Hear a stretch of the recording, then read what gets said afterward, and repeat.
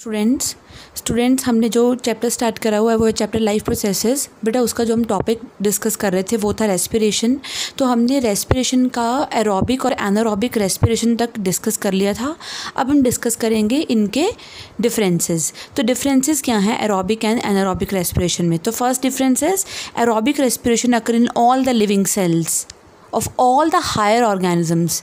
Lower organisms में ये हो भी सकती है लेकिन नहीं भी हो सकती, लेकिन हायर ऑर्गेनिजम्स में तो एरोबिक रेस्पिरेशन ही होती है। एनारोबिक रेस्पिरेशन जो है that occur in bacteria, in some fungi, in germinating seeds, in fleshy fruits and even in the muscles, right?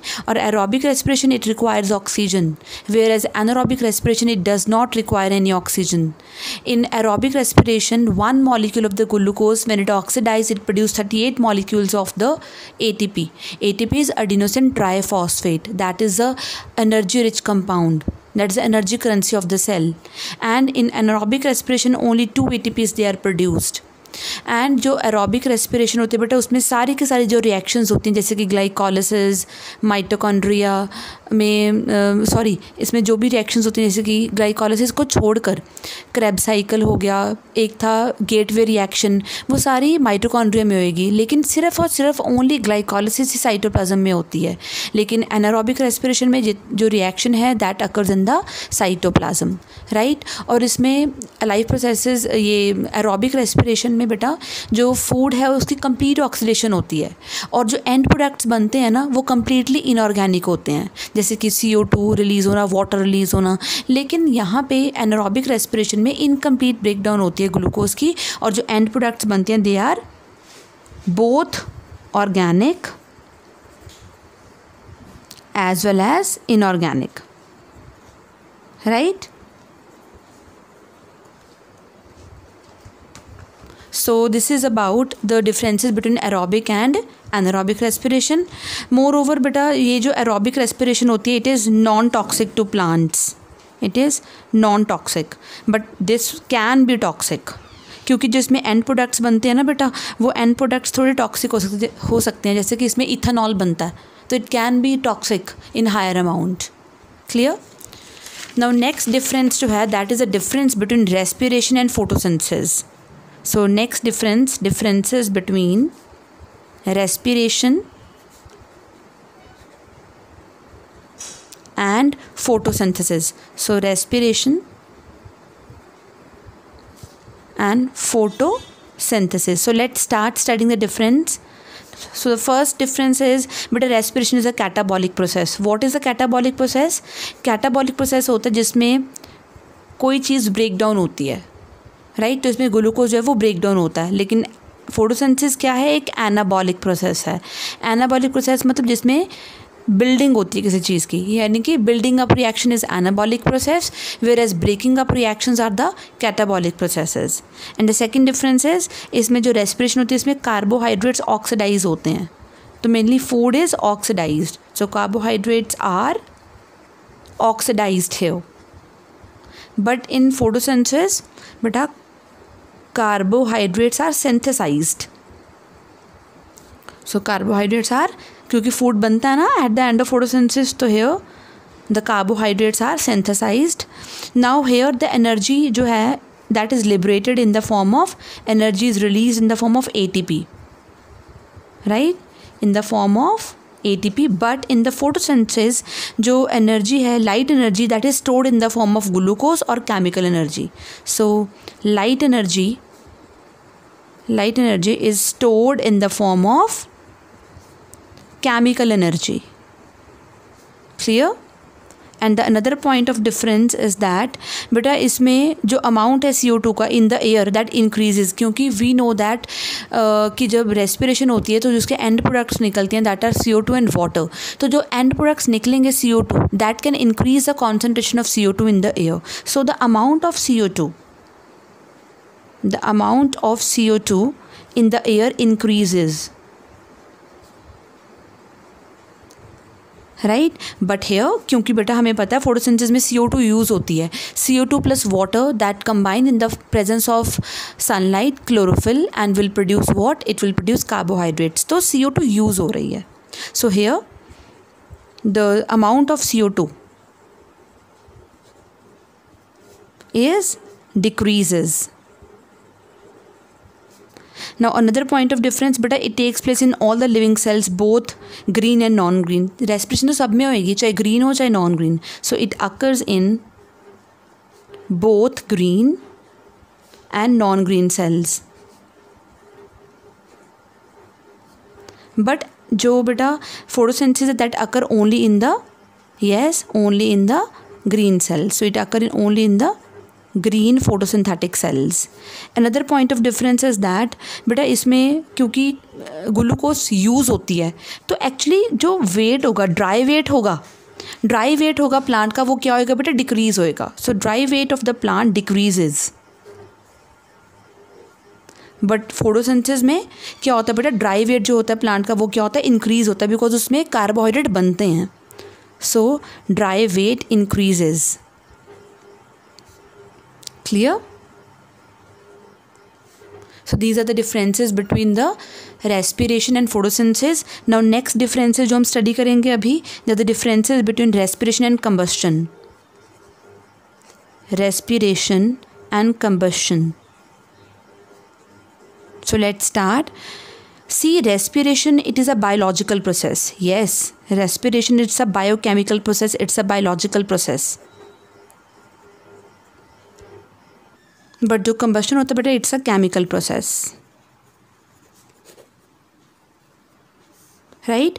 जो रेस्पिरेशन है बेटा, it takes place at normal temperature. So it occur at normal temperature. But जो combustion है, combustion that takes place at high temperature. Right. जो respiration होता है बेटा, it's a slow process. वो सेवरल स्टेप्स में होती है और जो एनर्जी होती है वो स्टेप वाइज रिलीज होती है और स्टोर हो जाती है in the form of ATP. So here it is a slow process, but this is fast process. Another difference is energy is released slowly, stepwise. Energy is released in series of steps. Right? But here the energy is released in one step. Energy is released in just one step. Clear? Another point of difference is that here energy is stored in the form of ATP. But here in this, beta here this is, हम कह सकते हैं वो store तो नहीं होगी, that actually increase the temperature and even production of fire. Right? It produces fire and increases temperature.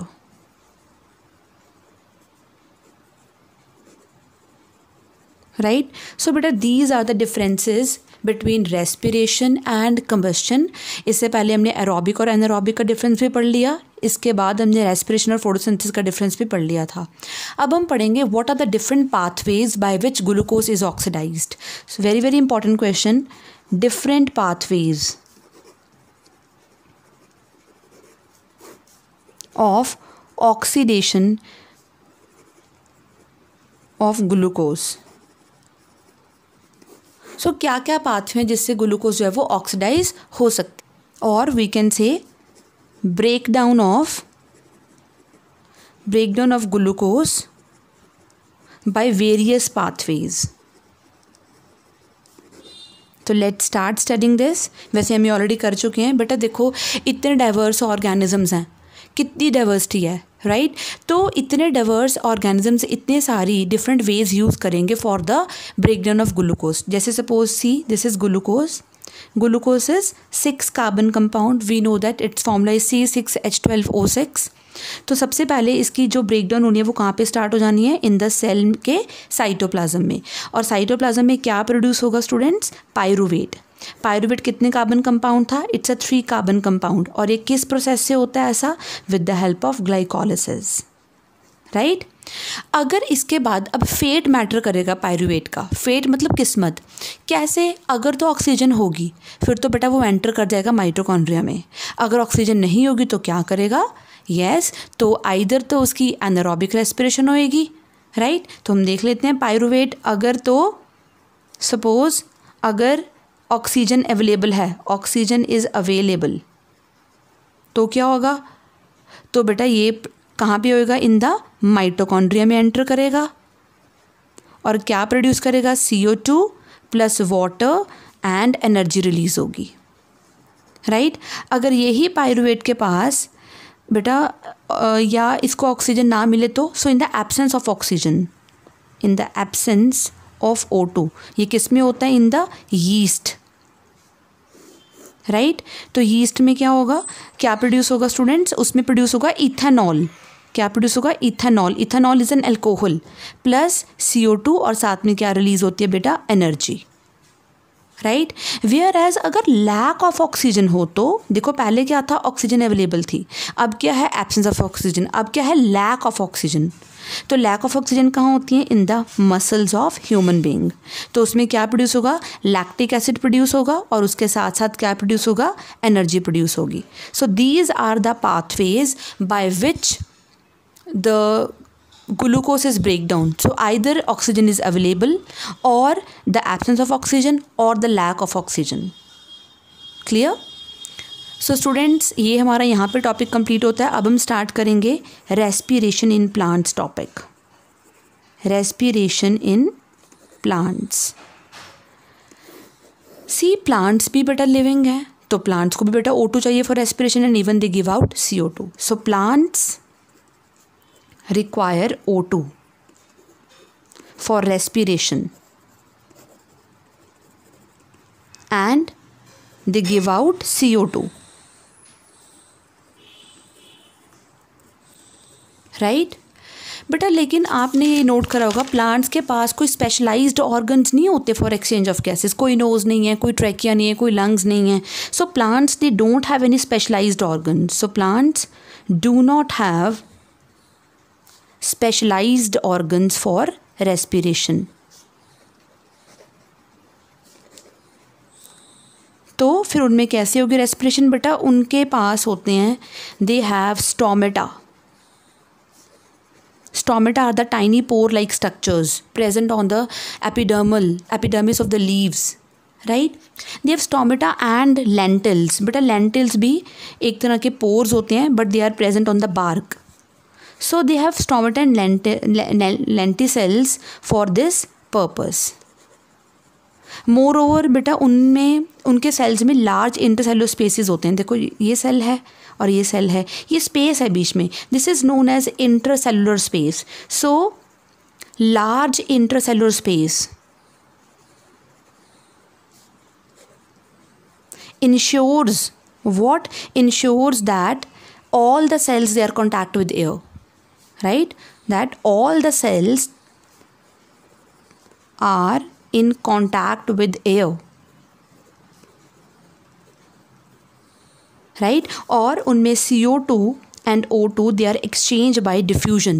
Diffusion, we know that diffusion is the process of movement of the molecules from higher concentration towards a lower concentration. So CO2 and O2 they are exchanged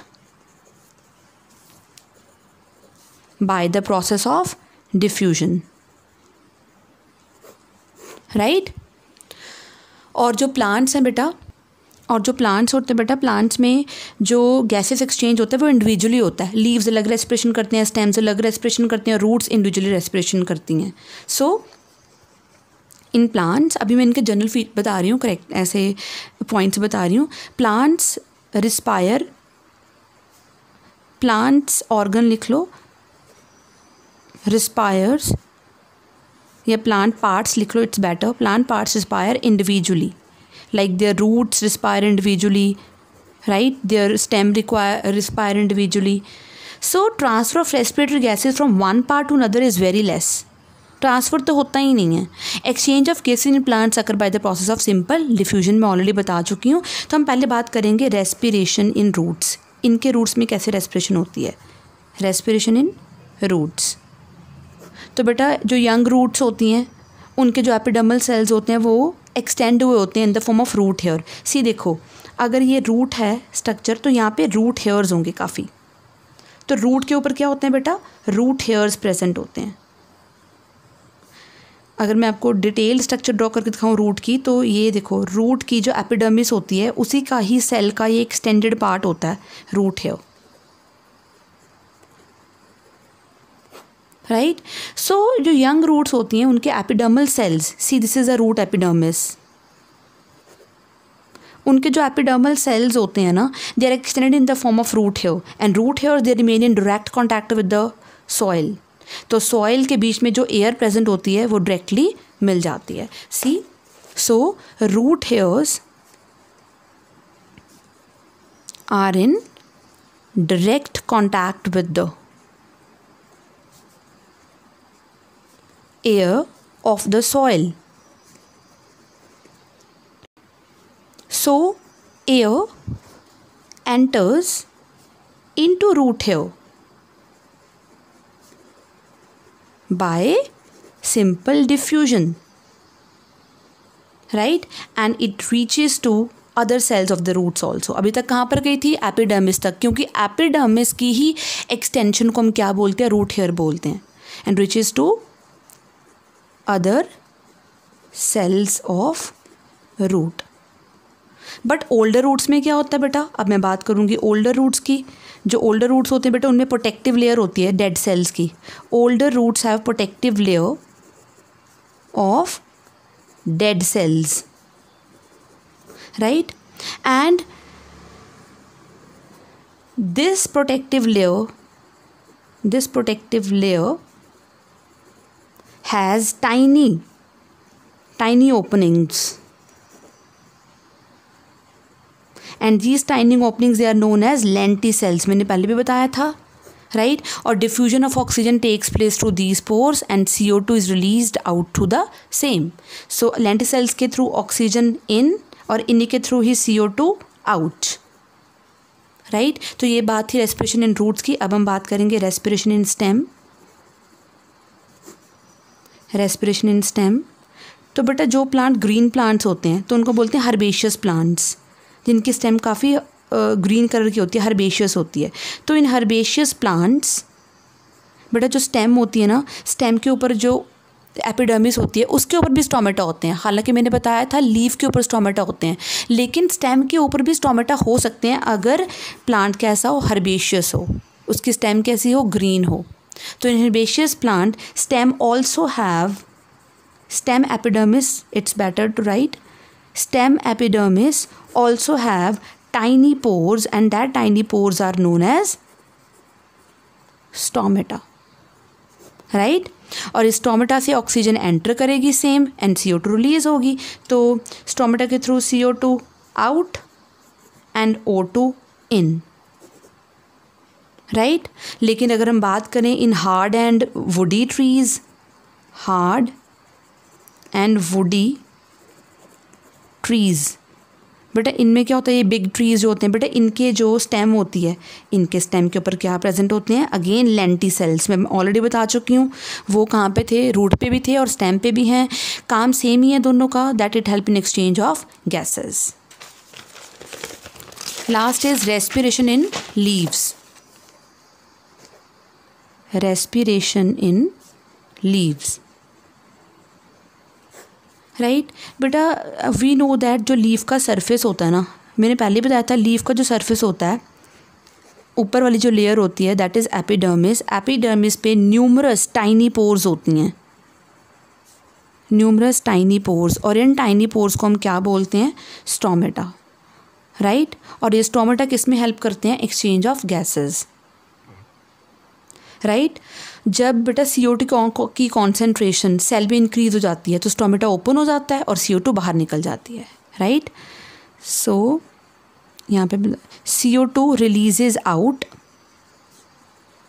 when CO2 concentration increases in the cell. तो अगर मैं आपको draw करके दिखाऊं leaf का internal structure तो कैसे होता है? सी, सबसे बाहर जो होती है लीफ की, ये एपिडर्मिस मैं ड्रॉ कर रही हूँ, this is the epidermis of the leaf. इसके ऊपर ये मैंने जो ड्रॉ करा दिस इज स्टोमेटा, और लीफ के ऊपर क्या प्रेजेंट होती है बेटा? एक लेयर होती है, वैक्सी कोटिंग लेयर होती है, उसको हम बोलते हैं क्यूटिकल, दिस इज क्यूटिकल। उसके बाद क्या होता है, ये जो स्ट्रक्चर मैं ड्रॉ कर रही हूँ अभी, this is known as palisade parenchyma. सारा मैं ड्रॉ नहीं कर रही हूँ, कंप्लीट ड्रॉ नहीं कर रही हूँ, इसके बीच में काफ़ी क्लोरोप्लास्ट, इसको बोलते हैं हम पैलिसेड पैरेन्काइमा, राइट। और इसके अलावा ये जो नीचे मैं ड्रॉ कर रही हूँ अभी, ये है स्पॉन्जी पैरेन्काइमा। क्या है ये? Spongy parenchyma. स्पॉन्जी क्योंकि इसमें एयर स्पेसेस काफ़ी होती हैं।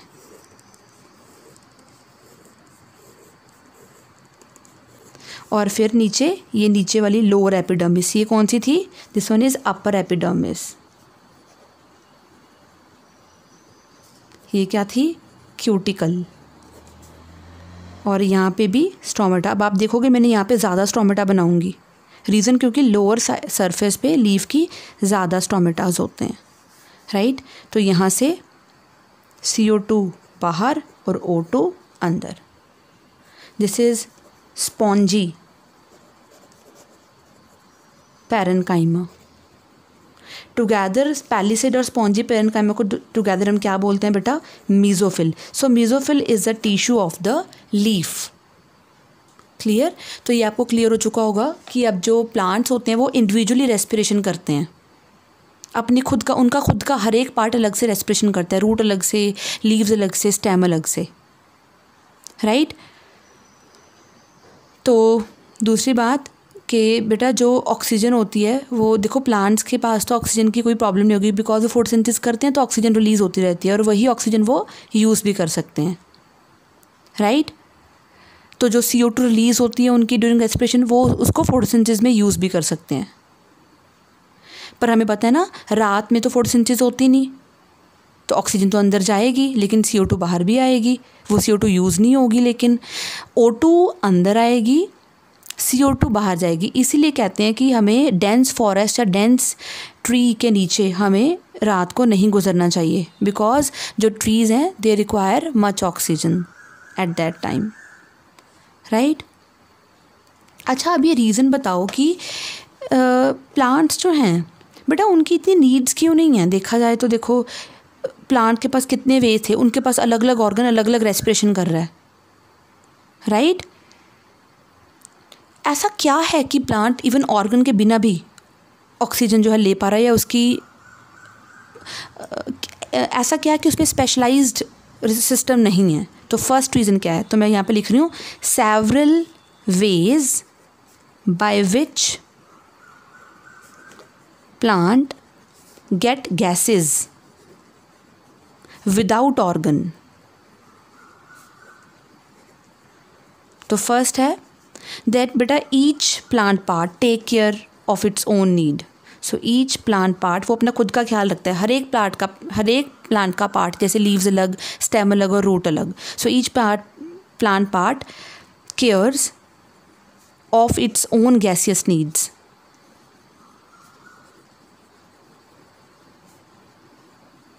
Right. Another beta plant do not have great demand, उनकी डिमांड ही नहीं होती इतनी, उन्होंने कोई लोकोमोशन नहीं करनी, कहीं चल के नहीं जाना, कोई वॉकिंग नहीं करनी, कहीं नहीं जाना, तो उनकी नीड ही कम है। सो प्लांट डू नॉट हैव, उनकी नीड ही बहुत कम होती है, have great demands for gaseous exchange. Another जो रेट ऑफ रेस्पिरेशन है it is lower than animals. वही होगी, ये तो भाई वही बात होगी, rate of respiration is lower than animals,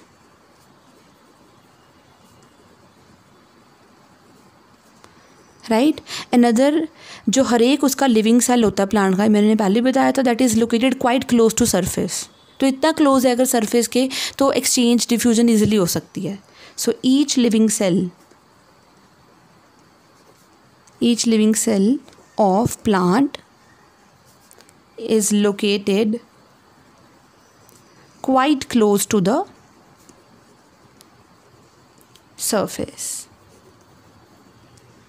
So this is about our today's topic, right? तो आज हमने डिफरेंसेस पढ़ लिए plus respiration in plants and different ways by which glucose is broken down.